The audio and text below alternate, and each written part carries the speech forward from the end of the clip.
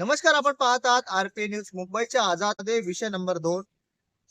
जेव्हा एखादा सरकारी कर्मचारी बेमुदत संपावर बसतो आणि हॉस्पिटल प्रशासन आणि सरकारकडे काहीतरी मागणी करतो, हा विषय आझाद मैदानामध्ये एक वेगळाच विषय आपण पाहायला मिळाला.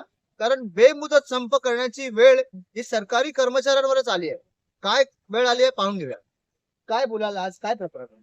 नमस्कार, मी Anil Shinde, Saint George's Hospital Mumbai येथील चतुर्श्रेणी कर्मचारी संघटनेचा अध्यक्ष आहे आणि महाराष्ट्र राज्य चतुर्श्रेणी कर्मचारी संघटना मुंबई जिल्हा यांचा मी पदाधिकारी आहे. परिस्थिती अशी आहे की महाराष्ट्र शासनाने गेल्या अनेक महिन्यापासून सेंट जॉर्जेस हॉस्पिटल, जेचे हॉस्पिटल, जे हॉस्पिटल, कामो हॉस्पिटल, पोद्दार हॉस्पिटल, त्याचप्रमाणे नागरिक सेवा संस्था बँड्रा या ठिकाणी सफाई कामगाराची कंत्राटी पद्धतीने भरती केलेली आहे आणि त्याच्या विरोधात आम्ही प्रामुख्याने इथे आंदोलनाला बसलेलो आहोत.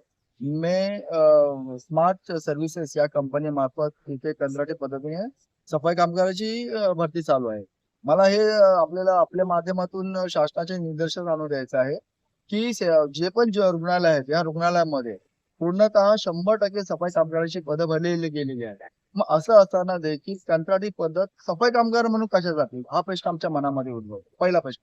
दुसरा प्रश्न असा आहे की या ठिकाणी रुग्णालयामध्ये रुग्णांची सेवा करण्याकरता कक्षसेवक, आया, कक्षसेविका, शिपाई या पदांची जास्त आवश्यकता आहे. मग ही पदांची भरती शासन करत नाहीये. या पदांवरती बंदी आणलेली आहे. म्हणजे एखादा कर्मचारी, कक्षसेवक, आया जर सेवानिवृत्त झाले तर त्याची पदं भरली जात नाहीये आणि ती पदं कायमस्वरूपी खाली राहतात. मग अशा प्रकारे कक्षसेवक आणि आया या रुग्णालयातून या शासकीय रुग्णालयातून संपवण्याचा कट कारस्थान शासनाने केला आणि त्याच धर्तीवरती आता स्मार्ट सर्व्हिसेस या प्रायव्हेट कंपनीला कंत्राटी पद्धतीने काम देऊन सफाई कामगारांचा जो वारसा हक्क आहे तो वारसा हक्क जपवण्याचं षडयंत्र हे प्रशासन करत आहे. काय मागणी आहे तुमची? कशा प्रकारची मागणी आहे? तुम्ही कधीपर्यंत उपोषणाला बसणार आहे? काय आमच्या प्रामुख्याने 3 मागण्या आहेत. पहिली मागणी आहे की हे खाजगीकरण जे कंत्राटी पद्धत आहे ती पूर्णतः बंद झाली पाहिजे. निदान शासकीय सेवेतून म्हणजे रुग्णालयीन शासकीय सेवेतून बंद व्हायला पाहिजे. दुसरी आमची अशी मागणी आहे की या आपल्या शासकीय सेवेमध्ये गेल्या अनेक 20 ते 25 वर्षापासून बदली कर्मचारी सातत्याने काम करत आहेत. त्यांची पदं साबित ठेवून म्हणजे त्यांच्या पदाला कोणताही हात न लावता तुम्ही सरळ सेवेने भरती करावी. आणि आमची तिसरी अशी मागणी आहे की जे रुग्णालयामध्ये एका आमच्या कर्मचाऱ्याला एका परिचारिकेने मारहाण केली होती. त्याच्या कानशिलामध्ये वाजवली होती. त्याला मारलं होतं आणि त्या विरोधामध्ये त्या कर्मचाऱ्याला न्याय मिळावा. आम्ही वारंवार तिथल्या डीन मॅडमशी, प्रशासनाशी, त्याचप्रमाणे मंत्रालयामध्ये अधिकाऱ्यांशी, मंत्री महोदयाशी याविषयी चर्चा केली आणि त्यांना विनंती केली की ह्याच्यावरती आम्हाला न्याय मिळाला पाहिजे. कोणी सुरुवातीला दखल घेतली नाही आणि शेवटी आम्हाला 2 दिवसाचं आंदोलन करावं लागलं. मग जे 2 दिवसाचं आंदोलन केलं त्याच्यानंतर माननीय आरोग्य मंत्री मुशर्रफ साहेब यांनी त्या शिक्षकांची बदली अन्य संस्थेमध्ये केली. आम्हाला तिथे न्याय मिळाला का? तर नाही. आमचं काय झालं, आम्हाला ते बदली केलं आणि आम्हाला शांत बसवलं. पण एक त्याच्या मागचं एक कारण पण माहिती पडलंय, तुम्हाला त्या 2 दिवसाचा पगार पण तुमचा कापला गेला, त्याच्याबद्दल काय? मला तेच म्हणायचं आहे की जे आंदोलन आम्ही केलं त्या आंदोलनामध्ये आमच्या कर्मचाऱ्यांचा 2 दिवसाचा पगार कापला गेला.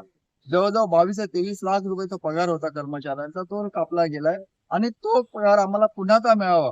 कारण की आंदोलन करणं, न्याय एकासाठी लढणं हे कर्मचाऱ्यांचं अधिकर्तव्य आहे. शासनाच्या आपल्या भारताच्या संविधानामध्ये अधिकार आहे तो आणि त्या अधिकाराची पायमळणी करण्याचं काम हे प्रशासन आणि इथे अधिकारी आणि मंत्री महोदय करतात असं आम्हाला वाटतं. काय वाटतं, कोणाची भेट घेण्यासाठी इथे तुम्ही मागणी केली आहे? आमचं असं म्हणणं आहे, बघा आमची जी संघटना आहे महाराष्ट्र राज्य चतुर्थ कर्मचारी मुंबई जिल्हा, आमच्या संघटनेच्या पदाधिकाऱ्यांची एकच विनंती आहे की हा विषय माननीय संबंधित आरोग्य मंत्री आहेत त्यांच्याशी बसून चर्चेला जावा, चर्चेतून मार्ग निघावा. चर्चेतून मार्ग काढणारी आमची संघटना आहे. उगाच आंदोलन करणं, उगाच कर्मचाऱ्यांना वेठी धरणं किंवा शासनाला वेठी धरणं हे आमचं कर्तव्य नाही आहे, आमचं काम नाही आहे. पण जर शासन आणि प्रशासन कोणत्याही प्रकारची दखल घेत नसेल तर आम्हाला शेवटी हा एक आंदोलनाचा संविधानिक मार्ग अवलंबला पाहिजे हेच आम्हाला वाटतंय. आम्ही जोपर्यंत आमच्या मागण्यावरती सविस्तर चर्चा होत नाहीये, जोपर्यंत आम्हाला पूर्णतः न्याय मिळत नाही तोपर्यंत हे आमचं साखळी उपोषण सतत सुरू राहणार आहे. तर आपण पहिलं कशा प्रकारची विषय हे हॉस्पिटलाइजचं प्रायव्हेटायझेशन करून ह्या लोकांचा हक्क मारण्याचं काम हे या हॉस्पिटल आणि आरोग्य खात्यामार्फत झालंय. आपण इथे पाहू शकता की अनेक इथे महिला लाडक्या बहिणी ज्यांना मांडलं जायचं इलेक्शनच्या पूर्वी आणि ह्या ज्या लाडक्या बहिणी कोणाच्याच लाडक्या न दिसता बेघर होण्यासाठी त्यांच्या रोजगारावर लात पडण्यासाठी हे लाडके भाऊ आणि लाडके बहीण इथे बसले. मुंबईच्या आझाद मैदानामध्ये जेव्हा आपण येतो तेव्हा वारंवार मोठमोठे विषय आपल्याला मिळतात, पण आरोग्य खात्याच्या अधिकाऱ्यांना मंत्र्यांना यांचे हे लक्ष विषय दिसत नाही का? हा एक खूप मोठा प्रश्न आपल्या माध्यमाने आपण ह्या मंत्र्यांना विचारतो. अशा प्रकारच्या अनेक बातम्या पाहत राहू. तोपर्यंत पाहत राहूया आरपी न्यूज मुंबई.